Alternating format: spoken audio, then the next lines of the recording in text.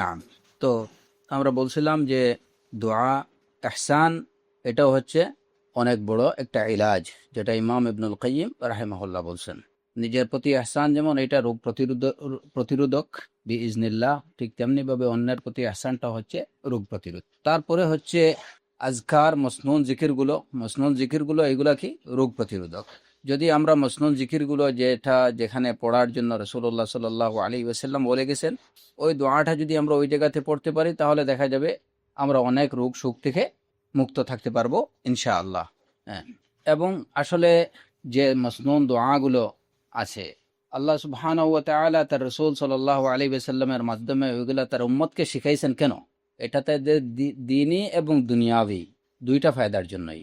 হাঁটতে, বসতে, চলতে, ফিরতে, খাওয়ার সময়, ঘুমানোর সময়, প্রত্যেকটা ক্ষেত্রেই আমাদের দেখা যায়, ইভেন আমরা যখন টয়লেটে যাই তখনও কিন্তু আমাদের দোয়া শিখিয়ে দেওয়া হয়েছে। এটা কেন? যাতে আমরা শারীরিক এবং মানসিক রোগ থেকে আমরা মুক্ত থাকতে পারি, এর জন্যই। নতুবা এই সমস্ত জায়গাতে এই দোয়াগুলোর বাহ্যিকভাবে আমরা দেখি কোনো প্রয়োজন আসলে ছিল না, কিন্তু এগুলার খুব বেশি প্রয়োজন।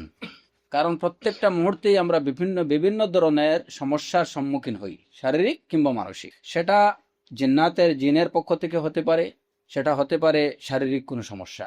আপনি আবহাওয়া থেকে, মন্দ আবহাওয়া, ঠান্ডা আবহাওয়া, গরম আবহাওয়া, এই অবস্থায় শরীর খারাপ করে। হ্যাঁ, তো এই সবগুলো থেকে প্রতিরোধের জন্য আমাদের সবচেয়ে উত্তম ট্রিটমেন্টটা কি? মসনুন আজকার। এর জন্য প্রাত্যহিক যে দোয়াগুলো, এই প্রাত্যহিক দোয়াগুলো এগুলো আমাদের প্রত্যেকেরই মুখস্থ থাকা দরকার। কারণ এগুলোর জন্য আপনার ডাক্তারের কাছে গিয়ে প্রেসক্রিপশন নিতে হবে না। আলহামদুলিল্লাহ, এটা প্রেসক্রাইব বাই রাসূলুল্লাহ সাল্লাল্লাহু আলাইহি ওয়াসাল্লাম, যিনি মানব জাতির সবচেয়ে সবচেয়ে শ্রেষ্ঠ ডাক্তার। ওয়ানুনাজ্জিলু মিনাল কুরআনি মা হুয়া শিফা। কোরআনের মধ্যে যা নাজিল করা হয়েছে এর মধ্যে আছে কি? শিফা।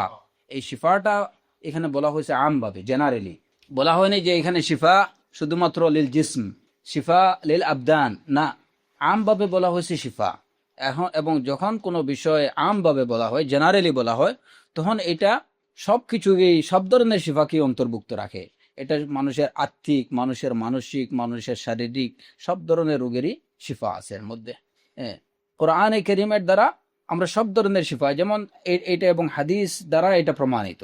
সূরাতুল ফাতিহা দ্বারা যখন সাহাবায়ে কেরামের একটা দল রুকিয়া করলেন, তখন ওই লোক যাকে এই সাপ কামড় দিছিল, উনি এটা থেকে নাজাত পেলেন।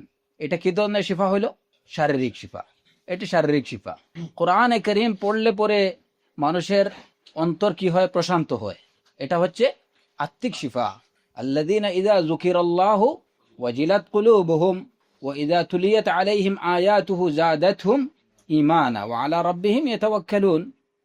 জিকিরের দ্বারা মানুষের অন্তরের প্রশান্তি লাভ হয়। এটা আত্মিক এবং মানসিক দুটোই, দুই ধরনের শিফা, এবং এর মধ্যে শারীরিক শিফা। অতএব এই যে আজকারগুলো, কোরআনে কারীমে বর্ণিত যে আজকারগুলো এবং রাসূলুল্লাহ সাল্লাল্লাহু আলাইহি ওয়াসাল্লামের সুন্নাতে বর্ণিত আজকারগুলো, এগুলো হচ্ছে আমাদের রোগ প্রতিরোধের জন্য এগুলো হচ্ছে সর্বোত্তম চিকিৎসা। এরপরে হচ্ছে দোয়া। দোয়া হচ্ছে, এটাও কিন্তু রোগ প্রতিরোধক। আমরা আল্লাহ সুবহানাহু ওয়া তাআলার কাছে যদি সবসময় প্রার্থনা করি যে আল্লাহ তুমি আমাদেরকে সুস্থতার নিয়ামত দান করো, তাহলে দেখবেন যে ইনশাআল্লাহ আল্লাহ সুবহানাহু ওয়া তাআলা তার বান্দার দোয়া কবুল করবেন। কারণ তার ওয়াদা কি? উজিবু দাওয়াতাদ দাঈ ইযা দাআনি। কোরআনে কারীমে আল্লাহ আযজা ওয়া জাল্লা বলছেন যে যে আমাকে ডাকে আমি তার ডাকে সাড়া দিই। ওয়া ইযা সাআলাকা ইবাদি আন্নী ফাইন্নী করিব উজিবু দাওয়াতাদ দাঈ ইযা দাআনি। যখন তারা আপনাকে আমার সম্পর্কে জিজ্ঞেস করে, তখন আপনি জানিয়ে দেন ফাইন্নী করিব, যে আমি তাদের খুবই নিকটে। উজিবু দাওয়াতাদ দাঈ ইযা দাআনি। এখন আমি আমার রবকে সারা সব মাসের মধ্যে একবারও বললাম না যে রব আমি সুস্থতা চাই, তুমি আমাকে সুস্থ রাখো। আল্লাহুম্মা ইন্না নাসআলুকা সিহা, আল্লাহুম্মা ইন্না নাসআলুকা আল আফওয়া ওয়াল আফিয়া। আফিয়া এটা কি? রাসূলুল্লাহ সাল্লাল্লাহু আলাইহি ওয়াসাল্লাম যে দোয়া করছেন, আল্লাহুম্মা ইন্না নাসআলুকা আল আফওয়া ওয়াল আফিয়া ওয়াল মুআফাতা দাইমাতা ফিদ দীন ওয়াদ দুনিয়া ওয়াল আখিরাহ। আফিয়াত, সুস্থতা, সবকিছু থেকে, সব ধরনের দুঃখ কষ্ট থেকে আল্লাহ সুবহানাহু ওয়া তাআলার কাছে আশ্রয় চাওয়া। এগুলা থেকে আল্লাহর কাছে, রোগ শোক এগুলা থেকে আল্লাহর কাছে আশ্রয় চাওয়া, আফিয়া। আফিয়া, সুস্থতা, শারীরিক সুস্থতা, মানসিক সুস্থতা, এটা যদি আমি আমার রবের কাছে না চাই তাহলে আমি সেটা কিভাবে পাই? আল্লাহ সুবহানাহু ওয়া তাআলা উজিবু দাওয়াতা দাঈ, কখন? ইদা দাআনি, ইদা দাআনি, যখন সে আমাকে ডাকবে। এখন সে যদি নাই ডাকে তাহলে কি করবেন রব? আমাকে তো আমার প্রয়োজনগুলো আমার রবকে বলতে হবে যে আমি এটা চাই। আম্মান ইউজিবুল মুজতাররা ইযা দাআহু ওয়া ইয়াকশিফুস সু। মুজতার, বিপর্যস্ত, বিপদে নিপতিত, তাকে কে নাজাত দেবে? আম্মান ইউজিবুল মুজতার, বিপদগ্রস্তের ডাকে কে সাড়া দেবে? যখন বিপদগ্রস্ত আমাকে ডাকে তখন আমি ছাড়া তার ডাকে কে সাড়া দেয়? তখন যদি কেউ রোগাক্রান্ত হয়ে পড়ে তারপর ওই সময় তার কাজ কি? আল্লাহ আযজা ওয়া জাল্লাকে ডাকা, আল্লাহর কাছে সাহায্য চাওয়া। আল মুজতার, কেউ একজন অসুস্থ হয়ে গেছে, সে কাকে ডাকবে? মাই বাবাকে না রাবকে? রাবকে। আম্মাই ইউজিবুল মুজতার, এখন কেউ একটা অসুস্থ হলো, ও বাবা গো, ও মায়া গো, কি ফায়দা হবে? আল্লাহ সুবহানাহু ওয়া তাআলা কি বলছেন? আম্মাই ইউজিবুল মুজতাররা ইযা দাআহু ওয়া ইয়াকশিফুস সু, তার থেকে এই ক্ষতি, তার এই কষ্টটা কে লাঘব করে দেবে? আল্লাহ ছাড়া। ওই সময় সে রাবকে ডাকবে। আইয়ুব আলাইহিস সালাতু ওয়াস সালাম কাকে ডাকলেন? তার মাকে না বাবাকে? রাবকে। রাব্বি আন্নি মাসসানিয়াদ দুররু আনতা আরহামুর রাহিমিন, রাবকে ডাকলেন। তো রব ডাকে সাড়া দিলেন। ফাকাশাফনা মা বিহি মিন দুর, ফাকাশাফনা মা বিহি মিন দুর, যা কিছু ছিল তার মধ্যে সবকিছু আমি লাঘব করে দিলাম, সব দূর করে দিলাম, কোনো অসুস্থতা নেই আইয়ুব আলাইহিস সালাম। ওয়া আতাইনাহু আহলাহু ওয়া মিসলাহু মাআহুম রাহমাতাম মিন্না, তার অসুস্থতা দূর করে দিলাম, তার মাল সম্পদ আহাল সবকিছুই আমি ওই সবগুলোকে ফিরে দিলাম এবং এর সাথে সমপরিমাণ আরো দিলাম। উনি কি বলছিলেন? রব্বি আন্নি মাসসানিয়াদ। এই দোয়ার মধ্যে হচ্ছে আমাদের শিফা। রোগ আসার আগে যদি আমি আমার রবকে বলি যে রব তুমি আমাকে সুস্থতার নিয়ামত দাও, আমাকে অসুস্থতা থেকে নাজাত দাও, আল্লাহুম্মা ইন্না নাসআলুকাল আফওয়া ওয়াল আফিয়া, আল্লাহুম্মা ইন্না নাসআলুকাল আফওয়া ওয়াল আফিয়া, তাহলে আমার রব আমাকে অবশ্যই সুস্থ রাখবেন। এটা রোগ প্রতিরোধক। যখন আমাকে রোগ পেয়ে যাবে বিইজনিল্লাহ, আল্লাহর ইচ্ছায় হয়তো রোগ আমাকে পেয়ে গেল, তখন আমার কাজ কি? রবের কাছে বলা যে আমাকে যে কষ্টটা পাইছি, আমি যে কষ্টটা পাচ্ছি, ওইটা তুমি আমার থেকে সরাই দাও। তো দেখবেন ফাকাশাফনা মা বিহি মিন দুর, আপনার রোগ মুক্ত হয়ে যাবে। তারপরে বিষয় হচ্ছে দোয়া। দোয়ার পরের যে বিষয়টা হচ্ছে তাদাররু। তাদাররু, ইমাম ইবনুল কাইয়িম রাহিমাহুল্লাহ বলছেন যে তাদাররু, তাদাররু কি? দোয়া একটা বিষয়, আর তাদাররু দোয়া থেকেও আরেকটু বেশি। একই বিষয় বারবার বলা। তাদাররু মানে একদম এটাকে কি বলে? সুবহানাল্লাহ, বাংলাতে কাকুতি মিনতি। আহসান, বারাকাল্লাহু ফিক। কাকুতি মিনতি। রাব্বানা যালামনা আনফুসানা ওয়া ইল্লাম তাগফির লানা, না দোয়া, এটাও এক ধরনের দোয়া। হ্যাঁ, কিন্তু তাদাররুকে কি? অত্যন্ত বিনয়ের সাথে, সর্বোচ্চ বিনয়ের সাথে রবের কাছে কাকুতি মিনতি, এটি হচ্ছে তাদাররু। উদউ রাব্বাকুম তাদাররুআন ওয়া খুফিয়া, উদউ রাব্বাকুম তাদাররুআন ওয়া খুফিয়া, রবকে ডাকো কাকুতি মিনতি সহকারে, বিনয়ের সাথে, চূড়ান্ত বিনয়ের সাথে, পরম বিনয়ের সাথে এবং কাকুতি মিনতি করে, অখুফিয়াতান, গোপনে। তো এখন আমাদের যে মাসাজিদগুলোতে ইমাম সাহেব ওনাদের এটা এটা এটা দোয়া, এটা কি আল্লাহ সুবহানাহু ওয়া তাআলার এই নির্দেশ অনুযায়ী হয়? দোয়া কিভাবে করতে বলা হয়েছে? তাদাররুআন, কাকুতি মিনতি সহকারে, এবং খুফিয়াতান, খুফিয়া, খুফিয়ার অর্থ কি? গোপনে। এখন আমাদের দোয়া কিভাবে হচ্ছে ইমাম সাহেব? যে আল্লাহ, অনেকেই দোয়ার দরখাস্ত করছেন, হ্যাঁ, তো এই সবার দোয়া তুমি কবুল করো, বা ওই অমুক বলছেন যে ওনার অসুস্থতা, ওনাকে শিফা দাও, বা একজন সে নিজেই দোয়া করলো যে আল্লাহ আমি অসুস্থ হয়ে পড়ছি, তুমি আমাকে শিফা দাও। এটা দোয়া, কিন্তু যেভাবে দোয়া করার জন্য আমরা আদিষ্ট ওইভাবে সেই দোয়া হয়েছে? উদউনি আস্তাজিব লাকুম, উদউনি আস্তাজিব লাকুম। এবং এরপরের আয়াত কি? ইন্নাল্লাযীনা ইস্তাকবিরুনা আন ইবাদাতি, ইস্তাকবিরুনা আন ইবাদাতি সায়াদখুলুনা জাহান্নামা দাখিরিন। আমাকে ডাকো, আমি তোমাদের ডাকে সাড়া দেব। তারপরে আল্লাহ আযজা ওয়া জাল্লা বলছেন ইন্নাল্লাযীনা ইস্তাকবিরুনা আন ইবাদাতি, যারা আমার ইবাদতের ক্ষেত্রে যারা অহংকার বা দম্ভ প্রদর্শন করে, ইস্তাকবিরুনা আন ইবাদাতি, আমার ইবাদত করতে যারা দম্ভ প্রদর্শন করে, সায়াদখুলুনা জাহান্নামা দাখিরিন। এটা কেউ হচ্ছে যে দম্ভের কারণে, অহংকার বশত সে আল্লাহর ইবাদত থেকে সম্পূর্ণ বিমুখ থাকে, ইস্তাকবিরুনা আন ইবাদাতি। আর আরেকটা হচ্ছে সে ইবাদত করছে কিন্তু সেই ইবাদতের মধ্যেও দম্ভ আছে, সেই ইবাদতের মধ্যেও দম্ভ আছে। এখানে কি নেই? বিনয় নেই। আল্লাহ তুমি আমাদেরকে মাফ করো, ওই চিল্লাইয়া ফাল্লাইয়া একদম দমক দমক দিয়ে বলা হলো আল্লাহ আমাদের মাফ করে দাও, হ্যাঁ, তো মনে হলো যে ওনাকে মাফ করার জন্য আল্লাহ একদম বাধ্য হয়ে আছেন। এবং এইটার মধ্যে যে আমি দোয়া করছি, এই আমার এই অ্যাপ্লিকেশন, এটা হচ্ছে আমার রবের কাছে, সেই এই ধরনের কোনো ফিলিংস ছাড়াই এটা কি জাস্ট দোয়া। এটা দোয়া না, এটা জাস্ট একটা কি আওয়াজ, এটা আওয়াজ। যে কারণে এই দোয়াগুলো কবুল খুবই কম হয়, এই দোয়াগুলো কবুল খুবই কম হয়। দোয়ার মধ্যে থাকতে হবে বিনয়, দোয়ার মধ্যে বিনয় থাকতে হবে, এবং আমার প্রয়োজনের বিষয়গুলো অত্যন্ত বিনীতভাবে আল্লাহ সুবহানাহু ওয়া তাআলার কাছে আমাকে পেশ করতে হবে। ওই সময় আমার মধ্যে যে ফিলিংসটা কাজ করবে সেটা হচ্ছে যে আমি হচ্ছি আব্দ, এবং যার কাছে চাচ্ছি তিনি হচ্ছেন আমার মাবুদ। আমি হচ্ছি মামলুক আর তিনি হচ্ছেন আমার মালিক। এই ভাব নিয়ে, অ্যাটলিস্ট এতটুকু মনোভাব নিয়ে দোয়া করতে হবে, তখন এই দোয়া কাজ দেবে। আপনি যদি আরো শীঘ্র ফলাফল চান তাহলে কি আপনার তদর্র দরকার, তদর্র, কাকুতি মিনতি, কাকুতি মিনতি অবশ্যই বিনয়ের সাথে। আমি একবার বললাম এটা আমার দোয়া, 3বার বলছি সুন্না। আপনি প্রত্যেকটা দোয়া, ভালো দোয়া 3বার করে করেন, 3বার বলেন, এটা সুন্না, ঠিক আছে দোয়া। কিন্তু তাদাররু হচ্ছে এর উপরে, আমি দিনের পর দিন, মাসের পর মাস আমার রবকে বলেই যাচ্ছি, এবং আমার সর্বোচ্চ বিনয়ের সাথে আত-তাদাররু ইলাল্লাহ, উদউ রাব্বাকুম তাদাররুআন ওয়া খুফিয়া। এবং এই বিষয়ে এই যে ইমাম সারি আস-সাকাফি রাহিমাহুল্লাহ, তিনি তার একটি চমৎকার কথা, যে তুমি কি হও, কুন মিসলাস সাবী, কুন মিসলাস সাবী ইযা ইশতাহা আলা আবাওয়াইহি শাহওয়া ফালাম ইউমাক্কিনা ক্বাআদা ইয়াবকি আলাইহিমা। কোন মিসলাস সাবী, এর অর্থ কি? ছবির মতো হও। ছবি মানে কি? পিকচার। সস বা হ্যাঁ, এই ওইটাই হুম, অনেক লাগাতার একটা সকল লিগুমরা নাসিল ছবি এই সিডি ওইটাই হ্যাঁ ওই ছবি। হ্যাঁ মানে একটা বাচ্চা যেমন মনে হয়। হ্যাঁ, কোন আহসান, বারাকাল্লাহু ফিক। কোন মিসলাস সাবী, তুমি বাচ্চার মতো হও। মিসলাস সাবী, তুমি বাচ্চার মতো হও। ইজাশতাহা আলা আবাওয়াইহি শাহওয়া, বাচ্চা যখন তার বাবা মার কাছে কিছু চায়, ফালাম ইউমাক্কিনা, বাবা মা সেটা দেয় না, বাবা মা যখন তাকে সেটা দেয় না, তখন কি করে? কাআদা ইয়াবকি আলাইহিমা, কান্নাকাটি শুরু করে দেয়। যতক্ষণ না পর্যন্ত ওইটা আদায় করবে ততক্ষণ পর্যন্ত কাঁদতেই থাকবে। কাআদা ইয়াবকি আলাইহিমা ফাকুন আনতা মিসলাহ, ফাকুন আনতা মিসলাহ। মিসলা কার মতো? ওই ছবির মতো তুমি হও, বাচ্চা, ওই বাচ্চার মতো তুমি হয়ে যাও।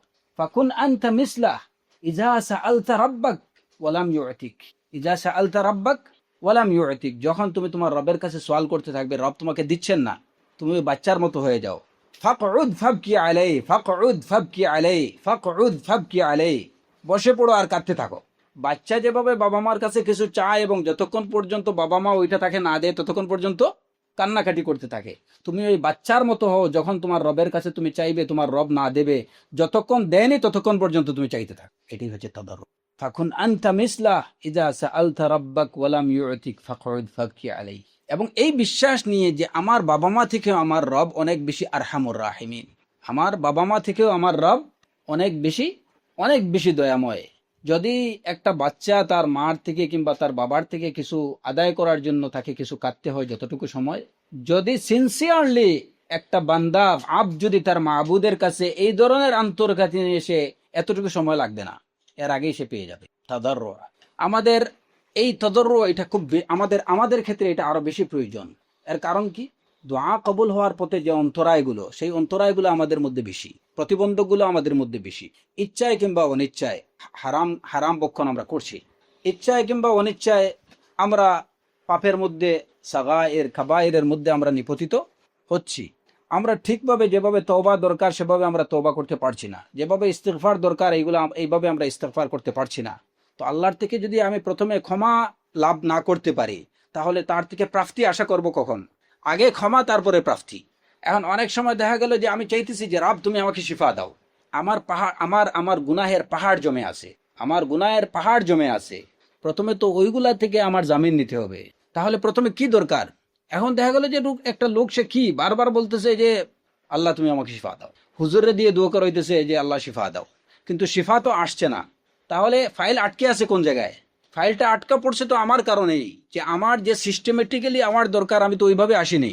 এর আগে তো আমার গুনাহের জন্য আমাকে ইস্তেগফার করতে হবে, ওইটার জন্য আমার রবের কাছে আগে ক্ষমা প্রার্থনা করতে হবে যে রব তুমি আমার গুনাহগুলো তুমি ক্ষমা করে দাও। যদি আমি দেখতে হবে যে আমার মধ্যে এরকম কিছু হয়েছে কিনা, নিজের ইচ্ছায় কিংবা অনিচ্ছায়, যে শিরিক, যেটা আল্লাহ সুবহানাহু ওয়া তাআলার ক্ষমার অযোগ্য, এরকম কোনো পাপ হয়েছে কিনা। যদি হয় তাহলে ওইখান থেকে আমার কি দরকার? আমার তাজদিদে ঈমান দরকার। যদি সাগায়ের হয়ে থাকে বা কাবাইর হয়ে থাকে, মানুষের কোনো হক আমার উপরে থেকে থাকে, তাহলে ওইটা প্রথমে আদায় করতে হবে। ওইটা রেখে যদি আমি বললাম যে রাব আমাকে শিফা দাও, তাহলে আমার দোয়া কবুল হবে কোত্থেকে? আমি হারাম বক্ষণ করছি, ইয়া রব, ইয়া রব, ওমাকুলুহু হারাম ওমাশরাবুহু হারাম ওগুযিয়া বিল হারাম ফাআন্না ইউস্তাজাবু লাহ। ঘুমাইতেছে যে বিছানায় ওইটাও হারাম, খাচ্ছে যেটা ওইটাও হারাম, পান করতেছে যেটা ওইটাও হারাম, এদিকে বলতেছে ইয়া রব, ইয়া রব, ফাআন্না ইউস্তাজাবু লাহ। রাসূলুল্লাহ সাল্লাল্লাহু আলাইহি ওয়াসাল্লাম বলছেন এই ধরনের লোকের দোয়া কবুল হবে কোত্থেকে? তাহলে প্রথমে আমাকে প্রতিবন্ধকগুলো যেগুলো আছে, সেই অবস্টেকলগুলোকে আমাকে রিমুভ করতে হবে। তারপরে কি আমি যখন আমার রবকে বলবো ইয়া রব, তখন রাসূলুল্লাহ সাল্লাল্লাহু আলাইহি ওয়াসাল্লাম বলেন যে বান্দা যখন আল্লাহ সুবহানাহু ওয়া তাআলার কাছে হাত উঠায়, তখন এই হাত খালি হাতে, এই হাত খালি ফিরিয়ে দিতে আল্লাহ লজ্জাবোধ করে। এখন এই অসুস্থতা যখন হয়, এই রোগ প্রতিরোধ থেকে, রোগ থেকে বাঁচার জন্য যদি আমি আমার রবের কাছে আমি সুস্থতার নিয়ামত চাই, রোগ যখন রোগাক্রান্ত হয়ে যাব, আমি যদি আমার রবের কাছে ওয়াইদা মারিজতু ফাহুয়া ইয়াশফিন, আমি যখন অসুস্থ হয়ে পড়বো তখন আমার রব আমাকে শেফা দেবেন, এই বিশ্বাস, এই আকীদা আমার মধ্যে কি থাকতে হবে? স্ট্রং থাকতে হবে, যে দুনিয়ার কোনো কিছু আমাকে শিফা দিতে পারবে না। স্কয়ার হসপিটাল হোক, অ্যাপোলো হোক, সিঙ্গাপুর হোক, বা যাই হোক, দুনিয়ার সব ডাক্তার মিলেও আমাকে শিফা দিতে পারবে না, যে আমার রব যদি আমাকে শিফা না দেন। আমার রব তিনি হচ্ছেন একমাত্র শাফি। আল্লাহুম্মা আনতাশ শাফি লা শিফা ইল্লা শিফাউ, যে রব, হে আল্লাহ তুমি একমাত্র শিফা দানকারী, তোমার শিফা ছাড়া আর কোনো শিফা নেই। এই বিশ্বাস যদি আমার মধ্যে পাকাপোক্ত থাকে, এই বিশ্বাস নিয়ে আমি যখন আমার রবকে বলবো রব্বি আন্নি মাসসানি আদ-দুর ওয়া আনতা আরহামুর রাহিমিন, তাহলে আপনি নিশ্চিত যে শিফা আপনার আসবেই। এটা রবের ওয়াদা, উদউনি আস্তাজিব লাকুম। এখন দেখা গেল যে কারোর মধ্যে এই প্রশ্ন আসতে পারে যে একজন লোক সব অবস্টেকল গুলোকে রিমুভ করে তারপরে উনি রবের কাছে দোয়া করছেন, আল্লাহর কাছে দোয়া করছেন, তাদাররু, রাতে কান্নাকাটি করতেছেন, দিনের পর দিন আল্লাহ সুবহানাহু ওয়া তাআলার কাছে চাইতেছেন। দেখা গেল যে কয়েকদিন পরে ওই অসুখেই তিনি মারা গেলেন। আমরা কি বলবো যে ওনার দোয়া কবুল হয়নি না কবুল হয়েছে? কবুল হয়, দোয়া মকবুল। আল্লাহ সুবহানাহু ওয়া তাআলা মানুষের দোয়া কবুল করেন, কখনো এটার ফলাফল তাকে সাথে সাথে দিয়ে দেন, কখনো এটা একটু ডিলে করেন, আবার কখনো এটাকে তার জন্য তার অ্যাকাউন্টে জমা রেখে দেন যখন এই জিনিসটা তার সবচেয়ে বেশি প্রয়োজন হবে ওই সময়ের জন্য। অতএব বান্দার দোয়া সর্বাবস্থায় কবুল, সর্বাবস্থায় কবুল। আমরা কোনোভাবেই যেন এটুকু না বুঝি যে আমি এত ডাকলাম আল্লাহর কাছে, আল্লাহ আমার ডাক শুনলেন না। এই কথাটা বলাটাও হচ্ছে ইমানের সাথে ইমানের বিপরীত বিষয়। উদউনি আস্তাজিব লাকুম, উদউনি আস্তাজিব লাকুম, উজিবু দাওয়াতাদ দাঈ ইযা দাআনি। যখন দাঈ আমাকে ডাকে তখন আমি তার ডাকে সাড়া দিই। ওয়াইদা উজিবু দাওয়াতাদ দাঈ ইযা দাআনি। তো আমার এই বিশ্বাস আমার রবের প্রতি যেন, আমার এই বাজে ধারণা যেন আমি পোষণ না করি যে রব ওয়াদা দিলেন তিনি আমার ডাক শুনবেন, উদউনি আস্তাজিব লাকুম। এত ডাকলাম কিন্তু কই, আমার দোয়া তো কাজে লাগলো না। লা ইয়া আখি, আপনি তাড়াহুড়ো করবেন না। আপনার রবের প্রতি, আপনার আল্লাহর প্রতি আপনি ভালো ধারণা রাখেন যে অবশ্যই আমার রব আমার ডাক শুনছেন এবং আমার ডাককে তিনি তার রিজার্ভের মধ্যে রেখে দিচ্ছেন। এটা হয়তো আজকে আমি চাইছি, এটা কিছুদিন পরে হয়তো আমি এটার ফলাফল অবশ্যই আমি পাবো, যখন এই জিনিসটা আমার সবচেয়ে বেশি প্রয়োজন হবে। আপনার এখন জ্বর হয়েছে, আপনি আল্লাহর কাছে শিফা চাইছেন, হ্যাঁ, দেখা গেল না ওই জ্বরই আপনাকে 3 মাস এই জ্বরে ভুগতে হইলো, তারপরে আপনার শিফা আসলো। এখন আপনি এই ধারণা করবেন না যে আমি আমার রবের কাছে শিফা চাইলাম কিন্তু আমি তো শিফা অনেক দেরিতে পেলাম। লা ইয়া আখি, কয়েকদিন পরে দেখা গেল যে ওই লোকই আরেকটা মারাত্মক রোগে আক্রান্ত হয়েছে, তখন তার শিফা হয়ে গেছে খুব দ্রুত, অভাবনীয়ভাবে, সে কল্পনাও করতে পারেনি তার দ্রুত হয়ে গেছে। তো আল্লাহ সুবহানাহু ওয়া তাআলা তার এই দোয়াকে, যে তুমি জ্বর হয়েছে, এই কষ্ট, জ্বরের কষ্ট থেকে হয়তো দেখা গেল যে একজন লোকের এর থেকে মারাত্মক একটা কঠিন রোগ হয়ে গেছে, ওইটা থেকে তার শিফা পাওয়ার সম্ভাবনা ছিল না, আল্লাহ সুবহানাহু ওয়া তাআলা তাকে তার এই দোয়াটাকে ওই জায়গাতেই কাজে লাগাইছেন এবং আল্লাহ এইভাবেই ফয়সালা করে রাখছেন, নির্ধারণ করে রাখছেন এইভাবেই। তখন দেখা গেল যে একজন লোক হঠাৎ করে তার একদম ওই যে সাউন্ড কি হয়ে গেছে, সাউন্ড স্টপ হয়ে গেছে, সে হাত উঠাইতে পারতেছে না, মুখ দিয়ে তার সাউন্ড বের হচ্ছে না, এ ধরনের একটা অসুখে নিপতিত হয়েছে।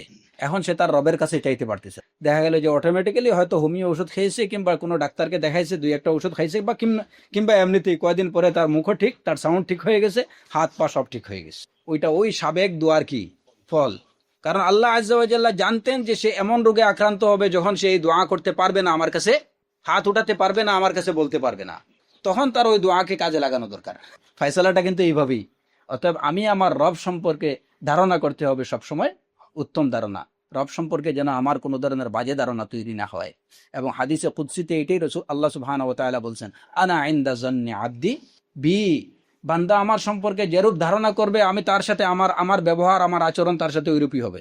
তো যাই হোক, এই তাদাররু হচ্ছে এটা রোগ প্রতিরোধ থেকে বাঁচার জন্য কিংবা রোগাক্রান্ত হওয়ার পরে রোগ থেকে মুক্তি লাভের জন্য তাদাররু ইলাল্লাহ। তারপরে হচ্ছে আত-তাওবা। আত-তাওবা এগুলা এখানে এই যে সিরিয়াল যে যে এই মানে ক্রমানুসারে এটা না, এটা তওবা এটা প্রথমেই দরকার, কারণ দোয়া তওবা ছাড়া দোয়া হয় না, তাদাররু তওবা ছাড়া হয় না। তওবা কি? যে আল্লাহর দিকে প্রত্যাবর্তন করা। তো আমি আমার সব দুনিয়া থেকে বিমুখ হয়ে আমি দুনিয়ার আসবাবপত্রের প্রতি আমার আকীদা বিশ্বাস এগুলার প্রতি আমার নির্ভরতা, এই নির্ভরতাকে আমি বাদ দিয়ে আমার রবের প্রতি আমি তাওয়াক্কুল করব। হ্যাঁ, রবের কাছে ফিরে যাব। এটাই হচ্ছে তাওবার মূল কথা। তাওবার মূল কথা হচ্ছে যে আমি পরিপূর্ণরূপে আল্লাহমুখী হব, আল্লাহর দিকে প্রত্যাবর্তন, আল্লাহর দিকে প্রত্যাবর্তন করা, আল্লাহর কাছে ফিরে আসা, এটাই হচ্ছে তওবা। যখন বান্দা পরিপূর্ণরূপে অন্য সব কিছুর প্রতি তার নির্ভরতা, তার আশা এগুলাকে বাদ দিয়ে বান্দা যখন তার রবের প্রতি আশাবাদী হয়ে যাবে, রবের উপর যখন নির্ভরশীল হয়ে যাবে, সে যখন গুনাহের মাধ্যমে রব থেকে দূরে সরে গেছিল, ওই গুনাহকে বাদ দিয়ে সে যখন তার রবের দরজায় আবার চলে আসবে ফিরে, এটাই হচ্ছে তাওবা। এটাই হচ্ছে তাওবা। তো দোয়া, তাদাররু এইগুলার পূর্বে প্রয়োজন হচ্ছে কি?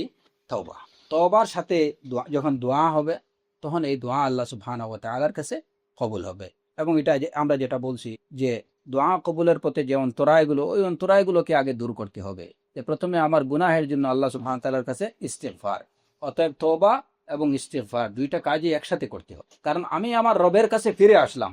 যেমন আমরা এটা যদি একটা বাহ্যিক একটা উদাহরণ যদি আমরা এভাবে দিই, যে আপনার ঘরের কাজের লোকটা হঠাৎ করে আপনাকে না বলে পালিয়ে গেল, এখন সে আবার আপনার এখানে ফিরে আসলো, এটা তার কি হলো? তওবা, তার প্রত্যাবর্তন, ফিরে আসা। কিন্তু আপনাকে না বলে পালিয়ে যাওয়ার যে অপরাধ করছে, এর জন্য তাকে অবশ্যই আপনার কাছে ক্ষমা প্রার্থনা করতে হবে যে আমি তোমাকে না বলে চলে গেছি, আপনি আমাকে ক্ষমা করুন। এটা হচ্ছে ইস্তিগফার। এবার কি বলার সে বলবে যে স্যার আমার বেতনটা একটু 200 টাকা বাড়ান। এবারে দোয়া। তো প্রথমে কি? তাওবা, তারপরে কি? ইস্তিগফার, এরপরে কি? দোয়া, এরপরে দোয়া। যে এবার তোমার কি বলার, কি কারণে তুমি চলে গেলা, তুমি কি চাও সেটা বলো। ইউনুস আলাইহিস সালাতু ওয়াস সালাম যখন পালিয়ে গেলেন, তো কি উনি প্রথমে কি করলেন? আল্লাহ সুবহানাহু ওয়া তাআলার কাছে তওবা, লা ইলাহা ইল্লা আন্ত, লা ইলাহা ইল্লা আন্ত, যে তুমি মাবুদ, মাবুদ তুমি, তুমি আমার মুনিব, তুমি আমার মালিক, লা ইলাহা ইল্লা আন্ত, এটাই হচ্ছে তো। সুবহানাক, তুমি পবিত্র, এটা নবুয়তের শান, রবের প্রশংসা, রবের পবিত্রতা বর্ণনা করা। সেই শান অনুযায়ী তিনি তার রবকে বললেন যে রব তুমি সুবহান, সুবহানা। ইন্নী কুনতু মিনাজ জালিমিন, নিজের পাপের স্বীকারোক্তি। ইন্নী কুনতু মিনাজ জালিমিন, এটাই হচ্ছে ইস্তিগফার, এটাই হচ্ছে ইস্তিগফার। ইমাম ইবনুল কাইয়িম রাহিমাহুল্লাহ বলছেন যে ইস্তিগফারের মূল কথা হচ্ছে যে প্রথমে আমি আমার অপরাধ বোধ যেটা, এটা এটা এটা হচ্ছে একটা বড় ইস্তিগফার। আমি অপরাধী, আমি ভুল করছি। সাইয়্যিদুল ইস্তিগফারে এর জন্য আমরা কি বলি? রাসূলুল্লাহ সাল্লাল্লাহু আলাইহি ওয়াসাল্লাম কি বলছেন? আনতা রব, লা ইলাহা ইল্লা আন্ত, খালাকতানি ওয়া আনা আবদ, ওয়া আনা আলা আহদিক ওয়া ওয়া'দিক মাস্তাতা'তু, আউযু বিকা মিন শাররি মা সানা'তু, আবুউ লাকা বিনি'মাতিকা আলাইয়া ওয়া আবুউ বিযামবি, আবুউ লাকা বিনি'মাতিকা আলাইয়া ওয়া আবুউ বিযামবি। রবের নিয়ামতের কথা স্মরণ করা, নিজের পাপের কথা স্বীকার করা। যে রব তুমি আমার প্রতি ইহসান করছো, আর আমি কি করছি? আমি তো জুলুম করছি। তুমি আমার প্রতি প্রতিনিয়ত ইহসান করতেছো, আর আমি প্রতিনিয়ত নিজের প্রতি জুলুম করতেছি। আবু উবিজাম্বি, আমি তোমার নাফরমানি করতেছি, আমি গুনাহ করতেছি। এই এতরাফ, এটা হচ্ছে ইস্তিগফার, ইস্তিগফারের অংশ। অতএব আমরা যখন আল্লাহ সুবহানাহু ওয়া তাআলার কাছে ইস্তিগফার করব, তো সেই ইস্তিগফারের মধ্যে কি থাকবে? আমার গুনাহের, আমি পাপী, এই উপলব্ধি, এই স্বীকারোক্তি আমার থাকতে হবে যে আমি অপরাধ করছি। কিন্তু যদি বিষয় হয় আচ্ছা যাই হবার হয়েছে এটা বাদ দেন, যা হবার হয়েছে এটা বাদ দেন, আমরা সামনে কিভাবে যেতে পারি ওইটা দেখি, এটা কি তওবা না এটা ইস্তিগফার? কিছুই না, এটা হয়তো আমাদের লোক সমাজে চলে। আচ্ছা যান ভাই, ওইটা যা হইবার হয়েছে এটা বাদ দেন, হ্যাঁ এবার সামনে আমরা চলি। আল্লাহ আজ্জা ওয়া জাল্লার ক্ষেত্রে এরকম আসতে হয়, সঠিকভাবে আসতে হবে, সঠিক দরজা দিয়ে ঢুকতে হবে, নতুবা এই জায়গাতে স্থান। আল ইস্তিগফার, ইস্তিগফারের মধ্যে থাকবে আমার গুনাহের স্বীকারোক্তি এবং এর সাথে আল্লাহ সুবহানাহু ওয়া তাআলার কাছে ক্ষমা প্রার্থনা। তো যাই হোক, এই হচ্ছে এই সবগুলা মিলেই আমাদের তাদাররু করতে হবে আল্লাহর কাছে, কাকুতি মিনতি করে যদি আমরা চাই, তাহলে এটা আমাদের জন্য, যেটা আমাদেরকে রোগ শোক এগুলা থেকে আমাদের কি থাকবো, আমরা বিমুক্ত থাকতে পারবো। ঠিক এমনি ভাবে রোগাক্রান্ত হয়ে গেলেও আমরা রোগ থেকে মুক্তি লাভ করতে পারবো ইনশাআল্লাহ। এবং ইবনুল কাইয়িম রাহিমাহুল্লাহ এই কথাটা বলছেন যে এই বিষয়গুলোর ফলাফল আপনি আপনার যেভাবে আপনার ইস্তেদাদ, আপনার প্রস্তুতি, আপনার আকীদা যেমন থাকবে, আপনি এর ফলাফল সেইভাবেই ভোগ করেন। এই বিষয়গুলোর প্রতি আকীদা যার যত বেশি থাকবে, সে এর ফলাফল তত বেশি লাভ করবে। এখন কেউ মনে করলো আচ্ছা ঠিক আছে, একটা দোয়া তো পড়ছি, দোয়া পড়লাম বা বিসমিল্লাহ বলে খেলাম, এতে কি হইলো? আমার খাবারের মধ্যে তো পুষ্টিগুণ থাকতে হবে, ওইটা যদি না থাকে তাহলে তো এটা কিছু হবে না, এটা আমার হেলথের জন্য ক্ষতিকর হবে। হ্যাঁ, যদি তার বিশ্বাস থাকে এইটুকু, তাহলে ওই বিসমিল্লাহ তাকে কোনো ফায়দা দেবে না, ওইটার যে ফলাফলটা পরিপূর্ণ ফলাফল সে লাভ করতে পারবে না। আচ্ছা ঠিক আছে, একটা দোয়া পড়া ওই সময় সুন্নাহ, দোয়া পড়লেই কি হবে আর না পড়লেই কি হবে, আমার ব্যবস্থা তো, আমার প্রোটেকশনের ব্যবস্থা আমাকেই করতে হবে। যদি এরকম ধারণা হয় তাহলে সে কোনো ফলাফল লাভ করবে না। তো এর জন্য নিজেকে এই বিষয়গুলোর উপযোগী করে নিতে হবে। এই বিষয়গুলোর প্রতি নিজের ঈমান এবং ইয়াকিন যার যত বেশি থাকবে, সে তত বেশি ফলাফল লাভ করবে। তখন দেখবেন যে আপনি মুআওয়াযাতাইন পড়ছেন, এটা দ্বারাই কাজ হয়ে গেছে, আপনার সূরাতুল ফাতিহা এটার দ্বারাই আপনার শিফা হয়ে গেছে। হ্যাঁ, এখন যদি হয় যে আপনার 104 ডিগ্রি জ্বর আর আপনি সূরা ফাতিহা পড়তেছেন, আগে প্যারাসিটামল খান, তারপরে দেখা যাক, এই যদি ইয়াকিন হয় তাহলে ওই সূরা ফাতিহা দিয়ে ফলাফল পাওয়ার আশা করা যায় না। কিন্তু যদি হয় যে এইটা সূরাতুল ফাতিহা উম্মুল কোরআন, সূরাতুশ শিফা, এবং এটা আমার রবের কালাম, আমার রব বলছেন অনুনাজ্জিলু মিনাল কোরআনি মা হুয়া শিফা, অতএব অবশ্যই এটার মধ্যে আমার শিফা আছে, দুনিয়ার আর কিছুতে শিফা নেই, আমার রবের এই কালামের মধ্যেই শিফা। এটা দিয়ে আপনি রুকিয়া করেন, খুব দ্রুত ফল পেয়ে যাবেন। এর জন্য হচ্ছে এখানে আকীদার প্র্যাকটিস এবং মারিফতুল্লাহ যত বাড়বে, তখন দেখবেন যে আপনার জন্য, আমরা বলতেছি ক্যান্সার, এইডস, এইগুলোর কোনো শিফা নেই। আল্লাহ রাসূলুল্লাহ সাল্লাল্লাহু আলাইহি সাল্লাম কি বলছেন? মা আনজালাল্লাহু দা ইল্লা ওয়াদাআ লাহু শিফা। আল্লাহ এমন কোন রোগ রাখেননি যেটার কোনো শিফা রাখেননি, শুধুমাত্র একটা রোগ ছাড়া, এটা কি? আসাম আল মাউত। তো এখন ওনারা বলতেছে যে ক্যান্সার, এটার আসলে কোনো ট্রিটমেন্ট নেই, এইডস বা আরো অন্যান্য যে বিষয়গুলো আছে, অনেকগুলো রোগের না কোনো ট্রিটমেন্ট নেই। রাসূলুল্লাহ সাল্লাল্লাহু আলাইহি ওয়াসাল্লাম বলছেন এমন কোনো রোগ নেই যেটার শিফা নেই। তাহলে চিকিৎসা বিজ্ঞান এখনো অনেক পিছিয়ে আছে, অনেক পিছিয়ে। আমরা আলহামদুলিল্লাহ একদম আপডেটেড আছি। হ্যাঁ, একদম আপডেটেড। কারণ কি? আমাদের কোরআন আছে এবং এই কোরআনের মধ্যে শিফা আছে। কোরআন ওইখান থেকে বাড়বেও না, এটার কোনো নতুন ভার্সন আসবেও না, এটার মধ্যে কোনো চেঞ্জও আসবে না। অতএব আমাদের মেডিসিন প্রস্তুত আছে, আলহামদুলিল্লাহ রাব্বিল আলামিন। শুধু দরকার কি? আমার বডিকে, আমার খালবকে এই মেডিসিনের উপযোগী করে তুলে নেওয়া, আর কিছু। যেভাবে কেমো দেওয়ার জন্য একটা রোগীকে প্রস্তুত করতে হয়, আপনি একেবারে দুর্বল মুমূর্ষু একটা রোগীকে আপনি কেমো দিতে পারবেন না, তার বডিকে প্রিপেয়ার করতে হবে এর আগে। একজনের প্রচন্ড ডায়াবেটিস, আপনি কিছু না বুঝেই তাকে অপারেশন করতে পারবেন না, এর আগে তার ডায়াবেটিস নিয়ন্ত্রণ করতে হবে। এইভাবে তাদের যেভাবে কিছু প্রিপারেশন তৈরি দরকার হয়, ঠিক এমনি ভাবে আমার এই কোরআনের শিফা গ্রহণ করার জন্য আমার নিজেকে প্রস্তুত করতে হবে, বডিকে ওইভাবে, আমার কালব, আমার রূহ, আমার নাফস, আমার জিসমকে ওইভাবে তৈরি করে নিতে হবে। এরপরে এখান থেকে যে কোনো মেডিসিন দেন, ফিহি শিফা, এর মধ্যে শিফা না। প্রাসঙ্গিকতা অনেক বেশি হয়ে গেল মায়েদের। এইগুলার সাথে সাথে শেখ সালেহ আল ফৌজান হাফিজাহুল্লাহ বলছেন যে যদি আমরা মুবাহ যে সমস্ত ঔষধগুলো আছে, এগুলা যদি আমরা ঔষধ হিসাবে গ্রহণ করি, ট্রিটমেন্ট হিসাবে, তাহলে এতে কোনো অসুবিধা নেই। যদি স্পেশালিস্ট ডাক্তারের কাছে যদি আমরা তার থেকে প্রেসক্রিপশন নেই, তার ঔষধ গ্রহণ করি, এর মধ্যে কোনো অসুবিধা নেই এবং এটা তাওয়াক্কুলের খিলাফ না।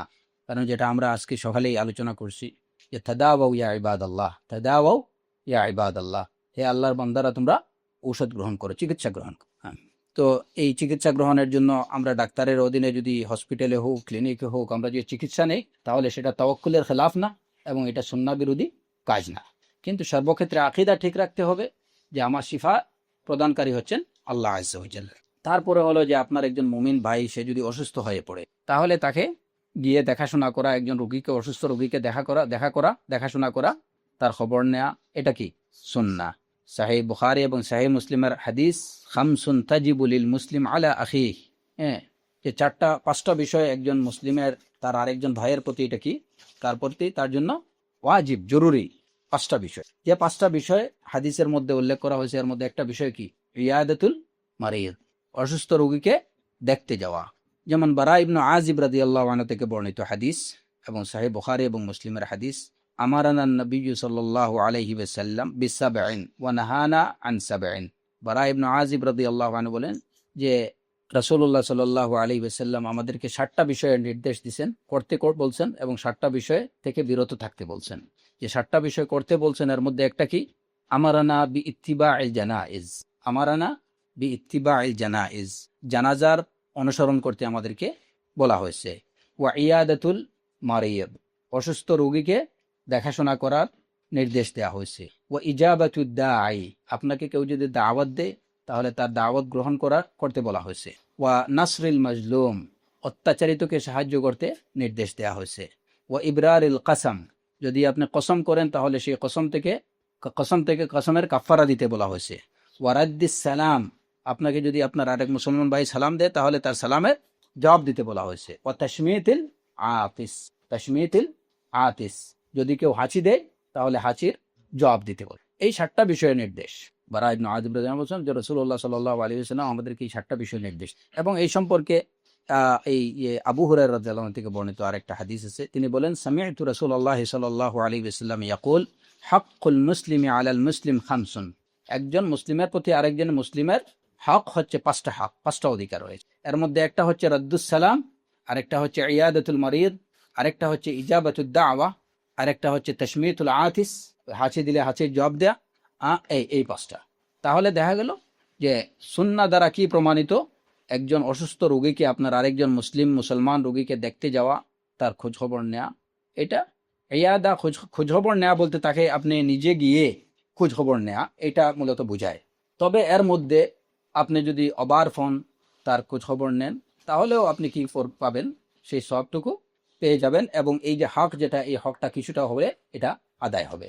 যদি সামর্থ্য থাকে এবং সম্ভব হয় তাহলে নিজে সশরীরে গিয়ে একজন অসুস্থ রোগীকে দেখতে যাওয়া, এটাই হচ্ছে মূল হক। কিন্তু অসুবিধার কারণে বা দূরত্বের কারণে আপনি যেতে পারতেছেন না, আপনি যদি ওভার ফোন তার খোঁজ খবর নেন তাহলে আপনি একটা হক আদায় করলেন। তো যখন একজন মুসলমান অসুস্থ হয়ে পড়বে তাকে দেখতে যাওয়া, তার খোঁজ খবর নেওয়া, এটা আমাদের করণীয়। না Yep. না আমি কোনো অসুবিধা, একটু আপনি চলে আসেন, তারপরে আমরা ইনশাল্লাহ কি করতে পারি। ফোনে পার্সপেক্টিভ তাকে দে বা একই সুবিধা আরো বেশি। এই ক্ষেত্রে আমরা অবশ্যই এই যে কি আসতেছে, এই বিষয়ে আলোচনা আসতেছে যে আমরা রোগী দেখতে গেলে তখন আমাদের করণীয় কি, বা রোগী দেখতে যাওয়ার শিষ্টাচার কি। এখন যদি মূল বিষয় হচ্ছে যে আপনি যদি একজন রোগীকে দেখতে যান এবং এতে যদি সে ডিস্টার্ব ফিল করে, তাহলে সেই ক্ষেত্রে আমরা হয়তো এমনিতেই তার খোঁজ খবর নেব, তার পরিবার যারা আছে বা রোগীর সাথে যারা আছে তাদের থেকে তার খবর নেওয়ার চেষ্টা করব এবং তার শিফার জন্য আল্লাহ সুবহানাহু ওয়া তাআলার কাছে চাইব। এতেই আমার হক আদায় হয়ে গেল এবং আমি আমার সুন্নাহ আমি আদায় করলাম। যদি কারো মনে করেন যে হয়তো ফোন দিয়ে ওনার সাথে, একজন রোগীর সাথে সাধারণত ফোনে কথা বলা এটা স্বাভাবিক, তার জন্য অস্বস্তিকর বা কষ্টকর হয়ে থাকে, তাহলে তার পরিবার থেকে ফোন দিয়ে, মনে করেন যে হয়তো পরিবারে একজনের শুধুমাত্র মহিলারা আছে, ওইখানে আপনি যেতে পারতেছেন না, তাহলে ওভার ফোন তাদের থেকে একটা খবর নেওয়া যায় যে উনি কেমন আছেন, বাস এটা হক আদায় হয়ে গেল। যদি উনি রোগী চান যে, এবং এটা বেশিরভাগ ক্ষেত্রেই হয়, যখন মানুষ অসুস্থ হয়ে পড়ে তখন নিজেকে খুব অসহায় মনে করে, ওই সময় তার কাছে কাউকে চায় যে একজন লোক আমাকে মানসিকভাবে শক্তি দেবে, আমার কাছে আত্মীয়স্বজনরা আসুক, আমাকে দেখুক, এতে সে মানসিক শক্তি পায়। যদি এরকম হয় তাহলে এটাই সাধারণত হয়ে থাকে। যদি এক্সেপশন কোন রোগীর বিষয়ে যে না উনি বোরিং ফিল করতেছেন, ডিস্টার্ব ফিল করতেছেন, যে না কেউ আসা বা কি করাটা, তাহলে অবশ্যই যেভাবে ওনার ডিস্টার্ব না হয় ওই ব্যবস্থাই আমাদের করতে হবে। না, তারপরে যেমন ওই যে আপনি যখন রোগীর কাছে যাবেন, রোগীকে দেখতে যাবেন, রোগীকে দেখতে গিয়ে আমরা কি করব, একজন রোগীকে যখন আমরা দেখতে যাব তখন তার অবস্থা আপনি কেমন আছেন, তারপরে তাকে আপনি বললেন যে লা বা'স তাহুর ইনশাআল্লাহ, তার জন্য এই দোয়া করা। কিন্তু ওইখানে গিয়ে রোগী দেখতে গিয়ে যদি এছাড়া অন্যান্য কথাবার্তা শুরু হয়ে যায়, ভাই আপনি তো আজকে হঠাৎ করে কি হয়ে গেল আপনার, এখন যদি আপনার কিছু হয়ে যায় তাহলে এই ব্যবসাপাতির কি অবস্থা দাঁড়াবে, তাহলে ওই রোগীর 12টা বাজাই দিলেন, তা হতাশা বাড়বে। এর জন্য সুন্নাহ হচ্ছে রাসূলুল্লাহ সাল্লাল্লাহু আলাইহি ওয়াসাল্লাম সেটাই করতেন, যখন কোনো অসুস্থ রোগীকে দেখতে যেতেন তখন আপনি কেমন আছেন, যাকে দেখতে যাবেন ওনার জন্য করণীয় কি বলা, ওনার উচিত কি বলা, আলা কুল্লি হাল, নাম আহসান বারাকাল্লাহ, আলহামদুলিল্লাহ আলা কুল্লি। ওইখানে ওনার জন্য এটুকু বলা ঠিক না যে আর বললেন না, হঠাৎ করে যে কি হয়ে গেল ভাই, আমি কিভাবে যে কি কষ্টে আছি আপনাকে বলতে পারবো না, এটা উচিত না। আলহামদুলিল্লাহ আলা কুল্লি হাল, কারণ রোগীকেও এটুকু বুঝতে হবে যে আল্লাহ সুবহানাহু ওয়া তাআলা ওনাকে যেটুকু বিপদে রাখছেন এর থেকে আরো কঠিন বিপদে রাখতে পারতেন। অতএব আলহামদুলিল্লাহ আলা কুল্লি হাল, আপনি যাবেন তাকে জিজ্ঞেস করতে হবে তার হালাত সম্পর্কে, তার জন্য দোয়া করবেন লা বা'স তাহুর ইনশাআল্লাহ। তারপরে কি, তার মাথায় হাত দিয়ে আপনি হয়তো তাকে রুকিয়া করতে পারেন, বিসমিল্লাহি আরকিক মিন কুল্লি শাইইন ইউযিক, বিসমিল্লাহি আরকিক আল্লাহু ইয়াশফিক, বিসমিল্লাহি আরকিক, আপনি এই দোয়া পড়তে পারেন। কিংবা তাকে মুআওয়াযাতাইন পড়ে আপনি রুকিয়া করতে পারেন। তবে হ্যাঁ, এখানে একটা কথা, এটা আমি আমাদের ইখওয়ানদেরকে বলছি, এবং এটা এটা এটা করাটা ভালো। যদি আমার কাছে দলিল চান যে এটার প্রত্যক্ষ দলিল কি, তাহলে হয়তো আমি প্রত্যক্ষ দলিল আপনাদেরকে দিতে পারবো না, কিন্তু পরোক্ষ দলিল দিতে। অনেক সময় আপনি রোগগ্রস্ত বা জিনগ্রস্ত, কাউকে জিন আক্রমণ করছে, আপনি কাউকে দেখতে গেছেন, ওইখানে গিয়ে আপনি সরাসরি তাকে রুকিয়া করতে যাবেন না। সরাসরি রুকিয়া করতে যাবেন না, কারণ এতে অনেক সময় হয় কি যে, এবং এই কেসটা আমি বাস্তবেই দেখছি, এতে হয় কি অনেক সময় ওই জিন তো জিনই, শয়তান তো শয়তানি, শয়তানের কাজই হিসেবে শয়তানি, তো বলবে যে তুমি ওকে রুকিয়ে করছো, ওকে বাদ দিলাম, এবার তোমাকে পাকড়াও করি। হ্যাঁ, এর জন্য সবচেয়ে উত্তম হচ্ছে আপনি করতে পারেন যদি আপনার যে প্রাত্যহিক যে আমলগুলোর মধ্যে যদি আয়াতুল কুরসি এবং মুআওয়াযাতাইন পড়া, এটা যদি আপনার প্রাত্যহিক অভ্যাস হয়ে থাকে, তাহলে আপনি সেটা করতে পারেন, কোনো অসুবিধা নেই। কারণ ওই শয়তান চাইলেও আপনাকে কিছু করতে পারবে না। আর যদি ওই অভ্যাস না থাকে, তাহলে অ্যাটলিস্ট ওই সময় ওইখানে গিয়ে পিরাকি করার আগে আগে নিজে সেফ হয়ে যাবেন। হ্যাঁ, প্রথমে আপনি যখন যে আয়াতুল কুরসি পড়বেন, তখন পড়ে ওনাকে রুকিয়া করার আগে আপনি নিজেকে রুকিয়া করে নেবেন, নিজে বাঁচলে তারপরে বাপের নাম। হ্যাঁ, তো এটা হচ্ছে শয়তানি থেকে বাঁচার জন্য, শয়তানি থেকে বাঁচার জন্য। তো এই বিষয়টা খেয়াল রাখবেন, কারণ এইরকম অনেকগুলা কেস হয়ে গেছে, অনেকগুলা সমস্যা এরকম হয়েছে যে এক ভাই আরেকজনকে দেখতে গেছেন, ওইখানে গিয়ে উনি মুআওয়াযাতাইন পড়ে কি দিয়েছেন, ওই দিন রাতেই ওনাকে অ্যাফেক্ট করছে। হ্যাঁ, তো ওনাকে ধরে বলতেছে, ওই যে তুই গিয়ে ওরে ফোন দিছিলি, এটা কেন করছিলি? হ্যাঁ, তো যদি ওই যে প্রাত্যহিক আমলের মধ্যে যদি ওই যে ফজরের পরে, বিশেষ করে ফজর এবং মাগরিবের সালাতের পরে যদি ওই যে আয়াতুল কুরসি মুআওয়াযাতাইন পড়ার যদি অভ্যাস থাকে, তাহলে ইনশাআল্লাহ আপনার কোনো ক্ষতি করতে পারবে না। আর যদি এটা না থাকে, তাহলে ওই সময় আপনি এটা করে নেবেন, তারপরে আপনার ভাইকে আপনি তাকে রক্ষা করবেন। হ্যাঁ, তবে এটাতে কোনো অসুবিধা নেই, আপনি এই যে তার মাথায় হাত দিয়ে বিসমিল্লাহি আরকিক এটা বলতে পারেন, লা বা'স তাহুর ইনশাআল্লাহ এই দোয়া করতে পারেন, সেটা করবেন। এটা সুন্নাহ। রাসূলুল্লাহ সাল্লাল্লাহু আলাইহি ওয়াসাল্লাম যখন রোগী দেখতে যেতেন, তখন তাকে তার অবস্থা জিজ্ঞেস করতেন, তারপরে তার জন্য এই দোয়া করতেন। আরেকটা বিষয় হচ্ছে, আপনি রোগী দেখতে গিয়ে ওইখানে খুব বেশি সময়, দীর্ঘ সময় বসে থাকবেন না, সেটা বাসায় হোক অথবা ক্লিনিকে হোক, দীর্ঘ সময় বসে থাকবেন না। যত কম সময়ে পারা যায়, রোগী আশ্বস্ত হয়, বাস ওইখান থেকে আপনি চলে আসবেন। কারণ অনেক সময় আপনি বসলেন, হয়তো এই ধরনের মনে করেন যে আমরা এখানে 15-20 জন ইখওয়ানরা আছি, একজন করে সবাই দেখতে গেলাম, এখন আমি গিয়ে বসে থাকলাম ওইখানে 2 ঘন্টা। হ্যাঁ, এখন ক্লিনিকে আপনাকে কয়জনকে বসার সুযোগ দেবে? কারণ আপনি দাঁড়াইয়ে আছেন, হয়তো রোগী এটাকে অস্বস্তি ফিল করবেন যে আরেকজন ভাই আমাকে দেখতে আসছে অনেক দূরে থেকে, কিন্তু আমি বসতে, কারণ ওইখানে সিট আছে 2টা, হয়তো পাশে আরেকটা বেড নিতে হবে আপনাকে শোয়ানোর জন্য। হ্যাঁ, তো এর জন্য এখানে কি, এই দেখেন ইসলামের শিষ্টাচার, এটা মানে আধুনিক সমাজের শিষ্টাচার না। এই শিষ্টাচারগুলো শেখাই দেয় কিসের? দ্বীনে ইসলামের। আপনি রোগীকে দেখতে গেছেন, অযথা কথা বলবেন না, এমন কোনো কথা বলবেন না যে কথা ওই রোগীর তার মানসিক পেরেশানি বাড়াই দেয়, এরকম কোনো কথা বলবেন না। এবং তার সাথে যে কথাগুলো হবে, সেই সবগুলো কথাই আপনি পজিটিভ কথাগুলো বলবেন, পজিটিভ কথা, যে কথাগুলোতে সে শান্তি পায়, স্বস্তি পায়, যে না ভাই এগুলা কিছু না, লা বা'স তাহুর ইনশাআল্লাহ, এই তো সুস্থ হয়ে যাবেন আপনি। হ্যাঁ, ও ব্যবসা হয়তো উনি বলতেছে যে ভাই আমি তো খুব চিন্তায় আছি, দোকান বন্ধ আজকে আমার 4 দিন থেকে, অফিস বন্ধ আজকে 4 দিন থেকে, ওইটা নিয়ে চিন্তা করেন না ভাই, আপনি সুস্থ হয়ে যান, এগুলো সব ঠিক হয়ে যাবে। হ্যাঁ, ওইগুলো চিন্তা করেন না। এখন যদি উনি বললো যে ভাই আমার তো, যে ভাই আজকে 4 দিন অফিস বন্ধ রাখছেন, আপনার তো 12টা বেজে যাচ্ছে, হ্যাঁ, ওইদিকে আপনার ওয়ার্ক অর্ডার যেটা, ওইটা তো বাতিলই হয়ে যাবে দেখতেছি, তো বেচারা হয়তো স্যালাইন খুলে সবকিছু নিয়ে এর বাদে বলে ভাই আমাকে বাসায় নিয়ে যান বা অফিসে নিয়ে যান। এর জন্য আপনি সব পজিটিভ কথাগুলো বলবেন, যেগুলোতে সে আশ্বস্ত হয়, এবং সেটাই করতেন রাসূলুল্লাহ সাল্লাল্লাহু আলাইহি ওয়াসাল্লাম।